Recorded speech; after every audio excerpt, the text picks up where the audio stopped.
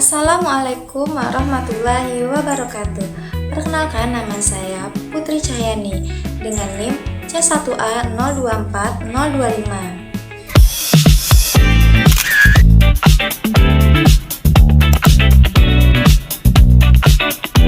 Di sini saya akan menyampaikan atau menjelaskan mengenai konsep dasar dari ekonomi publik sebagai tugas dari mata kuliah ekonomi publik dengan dosen pengampu Ibu Sri Ningsi SEMA. Nah, sebenarnya ekonomi publik itu apa sih? Jadi, ekonomi publik merupakan cabang ilmu ekonomi yang mempelajari tentang bagaimana peran pemerintah dalam perekonomian. Sebelum kita mengetahui lebih jauh apa itu pengertian dari ekonomi publik, kita harus tahu dulu asal-usul dari ekonomi publik itu sendiri. Nah, asal mula terbentuknya ekonomi publik ini dimulai dari ekonomi klasik menurut Adam Smith tahun 1776. Ia percaya bahwa pasar bisa mengatur dirinya sendiri dan tidak membutuhkan campur tangan dari pemerintah atau yang biasa disebut dengan invisible hand, sehingga pergerakan pemerintah mengalami keterbatasan. Namun, revolusi industri mengalami ketimpangan dan monopoli. Saat terjadinya Great Depression 1930, pasar terbukti gagal untuk memulihkan ekonomi.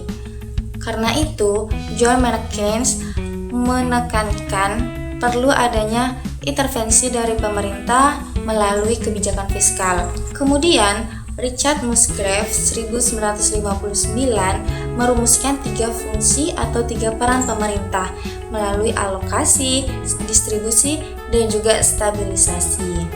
Setelah mengetahui asal mula munculnya ekonomi publik, nah sekarang ada beberapa pengertian ekonomi publik menurut para ahli.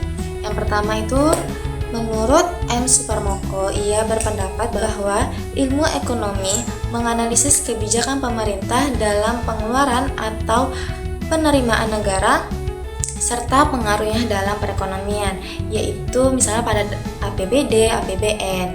Nah, pengertian selanjutnya itu menurut Neumann 1968 dan Ilyas 1989.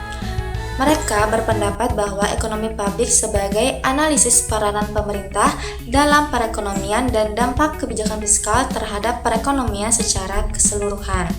Nah, beberapa pengertian lainnya bisa dilihat di sini. Sebelum mengetahui lebih lanjut ekonomi publik, kita harus mengetahui lebih dulu ciri dan tujuannya.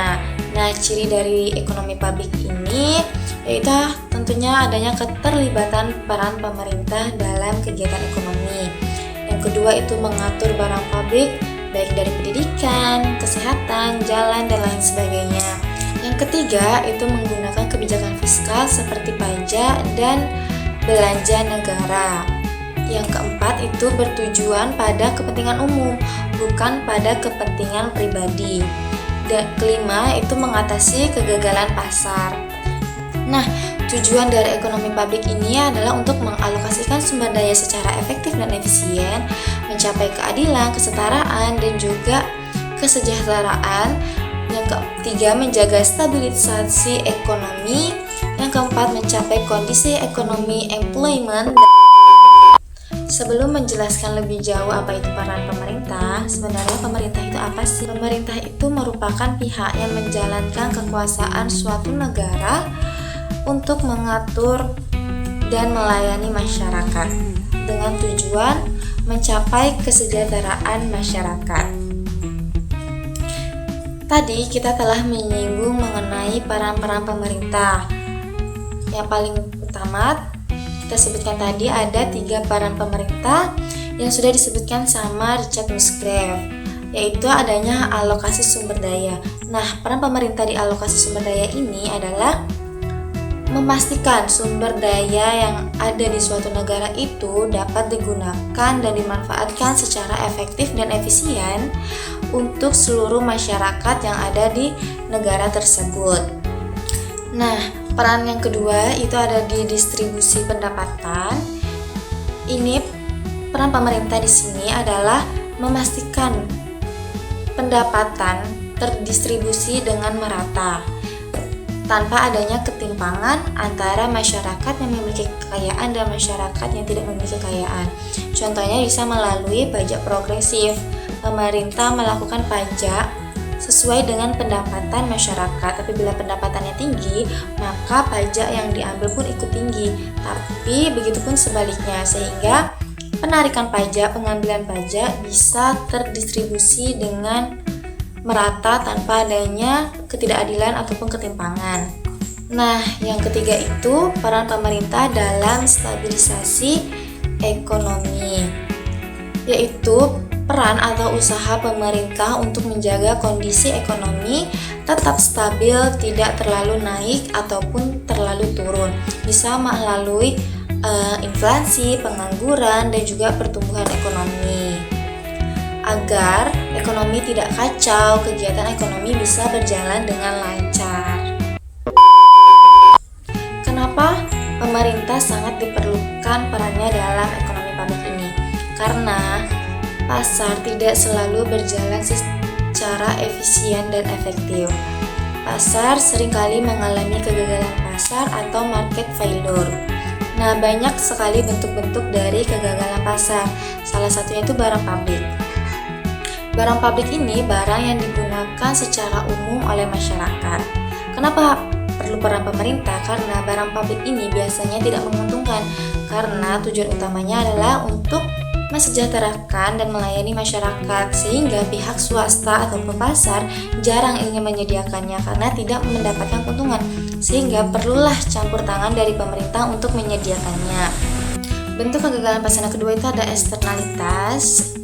Eksternalitas itu ada dua, itu yang positif dan negatif. Contoh dari eksternalitas negatif ini seperti polusi udara. Pemerintah perlu mengambil peran agar bisa menangani polusi udara ini, bisa melalui pajak untuk pabrik ataupun pengelolaan teknologi yang tidak menghasilkan pencemaran udara.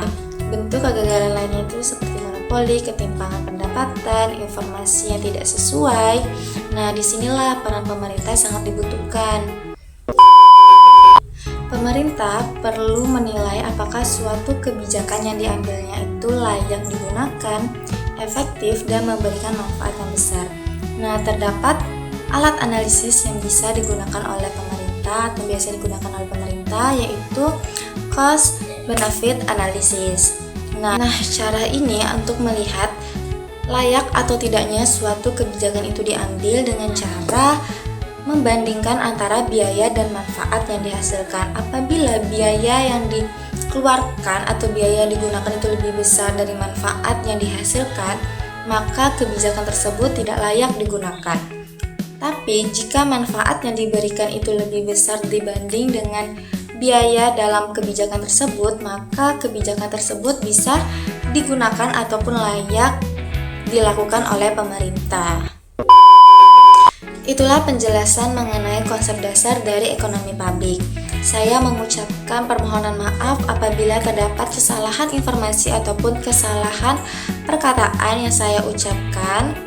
Dan juga saya mengucapkan terima kasih yang sebesar-besarnya karena telah menonton video ini hingga selesai. Saya harap video ataupun penjelasan yang saya ini bisa memberikan manfaat ataupun pengetahuan lebih dalam lagi mengenai ekonomi publik. Sampai jumpa. Wassalamualaikum warahmatullahi wabarakatuh.